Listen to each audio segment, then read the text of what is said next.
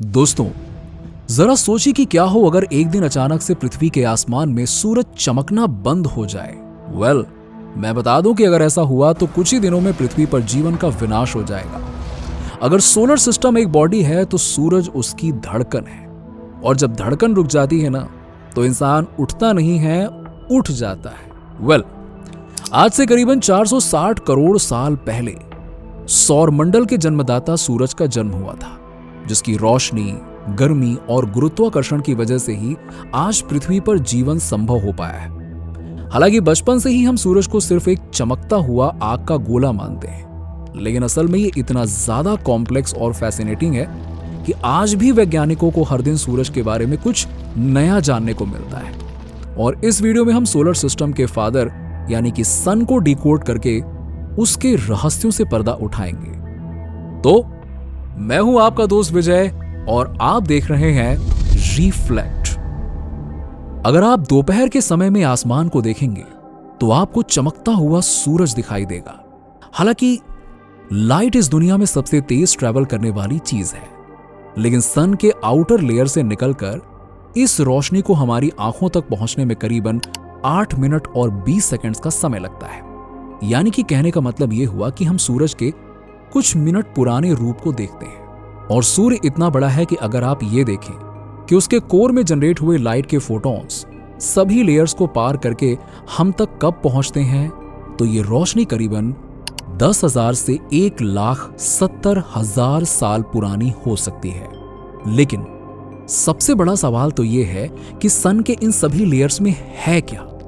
समझने के लिए हमें इसके वातावरण की बाहरी परत यानी कोरोना से अपने सफर की शुरुआत करनी होगी। कोरोना इसकी बाहरी लेयर का नाम है, ये वो बीमारी वाला कोरोना नहीं। चलिए सबसे पहले समझते हैं द कोरोना।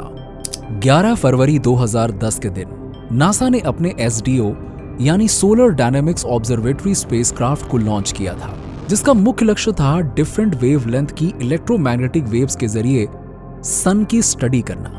अब SDO ने 25 सितंबर 2011 के दिन 19.3 नैनोमीटर वेवलेंथ के जरिए सन की ये फोटो क्लिक की, जिसमें सूर्य के गोलाकार हिस्से यानी फोटोस्फीयर के बाहर आप जो रोशनी चमकते हुए देख पा रहे हैं ना, वो है कोरोना की बाउंड्रीज, जो कहीं से काफी ऊपर है, जो कहीं पर काफी ऊपर है तो कहीं पर फोटोस्फीयर के पास है।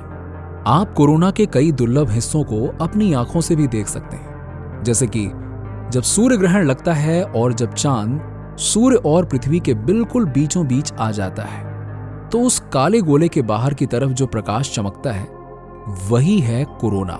यहां एक हैरान करने वाली बात यह है कि जहां सूरज की सतह यानी कि फोटोस्फीयर का तापमान 5500 डिग्री सेल्सियस होता है, तो वहीं कोरोना का टेम्परेचर उससे कई गुना ज्यादा यानी करीबन 1 मिलियन डिग्री सेल्सियस होता है। और आज तक साइंटिस्ट इस बात का एक्चुअल रीजन का पता नहीं लगा पाए कि आखिर कोरोना इतना ज्यादा गर्म क्यों है। खैर, जब SDO ने 17.1 नैनोमीटर की वेवलेंथ से सन को ऑब्जर्व किया, तब उनकी आंखें खुली की खुली रह गई थी, क्योंकि इसमें उन्होंने सूर्य के वातावरण में उछल रही सोलर फ्लेयर्स को कैप्चर किया था। ये सूर्य की सतह पर होने वाले इतने भयंकर ब्लास्ट होते हैं कि इनकी electromagnetic radiation, magnetic field, plasma और हाई स्पीड पार्टिकल्स सूरज से निकलकर अंतरिक्ष में दूर दूर तक फैल जाते हैं, जिसे हम कोरोनल मास इजेक्शन कहते हैं। दरअसल जब सन की मैग्नेटिक फील्ड्स एक दूसरे से टकराती हैं, टूटती हैं और फिर से खुद को रीऑर्गेनाइज करती हैं, तभी सोलर फ्लेयर्स बनती हैं। वहीं इस फोटो में आप जिन डार्क रीजन्स को देख रहे हैं उन्हें कहा जाता है कोरोनल होल्स, जो कि तब बनते हैं जब सूर्य की मैग्नेटिक फील्ड खुद को इंटरप्लैनेटरी स्पेस तक एक्सटेंड करने लगती है। और ये फिनोमेना काफी भयानक इसलिए माना जाता है क्योंकि कोरोनल होल्स की वजह से अंतरिक्ष में बहुत बड़े सौर तूफान यानी सोलर विंड आ सकते हैं, जो हमारी सैटेलाइट्स और स्पेसक्राफ्ट तक को नुकसान पहुंचा सकते हैं। खैर, वहीं जब ये सोलर विंड पृथ्वी की मैग्नेटिक फील्ड से आकर टकराती हैं, तो वो इसे नॉर्थ और साउथ पोल की तरफ धकेल देती हैं, जहां पहुंचकर ये चार्ज मैग्नेटिक पार्टिकल्स पृथ्वी के वातावरण में मौजूद ऑक्सीजन और नाइट्रोजन से टकराकर उन्हें आयोनाइज्ड कर देते हैं, जिस वजह से एक रेडिएशन उत्पन्न होता है, जिससे हमें आसमान में ये ब्यूटीफुल ग्रीन लाइट्स देखने को मिलती है, जिन्हें हम नॉर्दर्न लाइट्स या ऑरोरा भी कहते हैं। है ना, काफी फैसिनेटिंग। जी हाँ, चलिए अब मेन टॉपिक पर वापस आते हैं और देखते हैं सूर्य का एक और खूबसूरत नजारा, सोलर लूप। 19 जुलाई 2012 के दिन एसडीओ ने हाई रेजोल्यूशन और रैपिड इमेजिनिंग के जरिए एक सोलर लूप को कैप्चर किया था। देखिए, दरअसल जब सूर्य के कोरोना में मौजूद हॉट प्लाज्मा कंडेंस यानी ठंडी होती है और स्ट्रॉन्ग मैग्नेटिक फील्ड के बीच में फंस जाती है, तो सोलर लूप बनता है, जिसमें कंडेंस्ड प्लाज्मा लगातार इस लूप में घूमती रहती है और ये सोलर लूप्स स्पेस में हजारों किलोमीटर्स तक स्ट्रेच कर सकते हैं। Transition region. जब नासा ने एसडीओ के जरिए 160 नैनोमीटर वेवलेंथ की लाइट के जरिए 10,000 केल्विन टेम्परेचर पर सन को ऑब्जर्व किया, तो उन्हें सूर्य का वातावरण एक बाहरी हिस्से कोरोना और अंदरूनी हिस्से क्रोमोस्फीयर के बीच का हिस्सा दिखा, जिसे आप इस ग्रीन कलर की यूनिक फोटो में देख सकते हैं। अब ये सूर्य के वातावरण का काफी पतला हिस्सा होता है, जो करीबन 100 किलोमीटर चौड़ा होता है। कुछ देर पहले मैंने आपको बताया था ना कि कोरोना सन की सरफेस से काफी ज्यादा गर्म होता है। इसकी शुरुआत यहीं से होती है, जहां सूर्य के वातावरण के निचले हिस्से क्रोमोस्फीयर का तापमान 7,760 डिग्री सेल्सियस होता है। वहीं इस जोन में ये टेम्परेचर रैपिडली बढ़कर 1 मिलियन डिग्री सेल्सियस तक चला जाता है।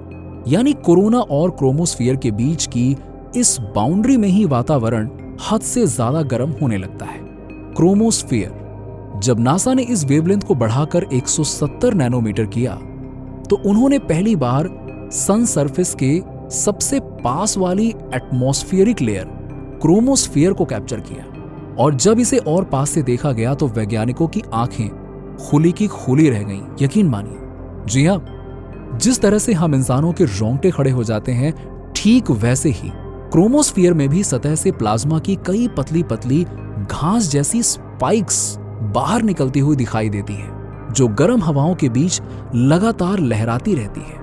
इन्हें सोलर स्पिक्यूल्स कहा जाता है और कई बार सन इस प्लाज्मा को क्रोमोस्फीयर में काफी अंदर तक धकेलता है, जिसकी स्पीड 100 किलोमीटर पर सेकंड तक होती है। यह ठीक वैसा ही है जैसे ज्वालामुखी से उछलकर लावा बाहर निकल रहा हो। लेकिन साइंटिस्ट अब तक इन सोलर स्पिक्यूल्स के बनने का सटीक कारण पता नहीं लगा पाए। फोटोस्फीयर। सूर्य की सतह का वो हिस्सा जो हम देख पाते हैं, वो है फोटोस्फीयर। हालांकि ये किसी नॉर्मल टेरेस्ट्रियल प्लैनेट की सरफेस जैसा नहीं होता है जहां पे हम खड़े हो पाए, लेकिन ये सोलर प्लाज्मा के बड़े हिस्से को सेंटर से बाउंड करके जरूर रखती है।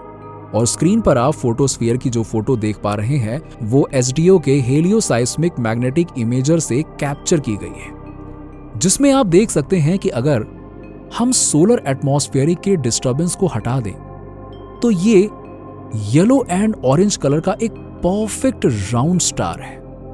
वहीं इसी फोटोस्फीयर के हजारों किलोमीटर नीचे सन का कोर है, जहां पर न्यूक्लियर फ्यूजन की प्रोसेस होती है, जिसका टेम्परेचर 15 मिलियन डिग्री सेल्सियस तक होता है। लेकिन सन सरफेस के कई लेयर से होते हुए जब ये हॉट प्लाज्मा फोटोस्फीयर तक पहुंचती है, तब रास्ते में हीट लॉस होने की वजह से इसका टेम्परेचर 5500 डिग्री सेल्सियस तक गिर जाता है। और आपको बता दें कि सतह हो या फिर वातावरण, प्लाज्मा सूर्य के हर हिस्से में सॉलिड, लिक्विड और गैस तीनों स्टेट में मौजूद रहती है। ये और कुछ नहीं बल्कि आयनाइज्ड एटम्स और फ्री इलेक्ट्रॉन्स का मिक्सचर होती है। फोटोस्फीयर सूर्य के इर्द गिर्द बनी करीबन 500 किलोमीटर मोटी सतह की परत होती है, जिसके अंदर 2 लाख किलोमीटर का कन्वेक्शन जोन होता है।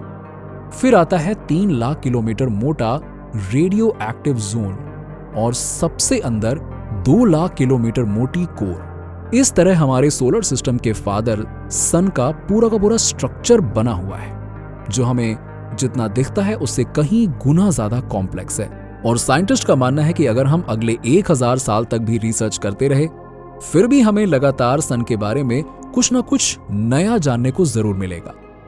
तो दोस्तों, नेक्स्ट वीडियो में आप कौन से प्लैनेट, मून या फिर गैलेक्सी को डिकोड करके उसके अंदर झांकना चाहते हैं, कमेंट्स में जरूर बताइएगा। और वीडियो अच्छा लगा हो तो इसे लाइक करें और शेयर करके हमें सपोर्ट कीजिएगा। और स्पेस साइंस से जुड़े ऐसे ही अमेजिंग वीडियोस के लिए रिफ्लेक्ट को सब्सक्राइब करके बेल आइकन जरूर दबा दीजिएगा। चलिए, थैंक यू वेरी मच। मिलते हैं नेक्स्ट वीडियो में।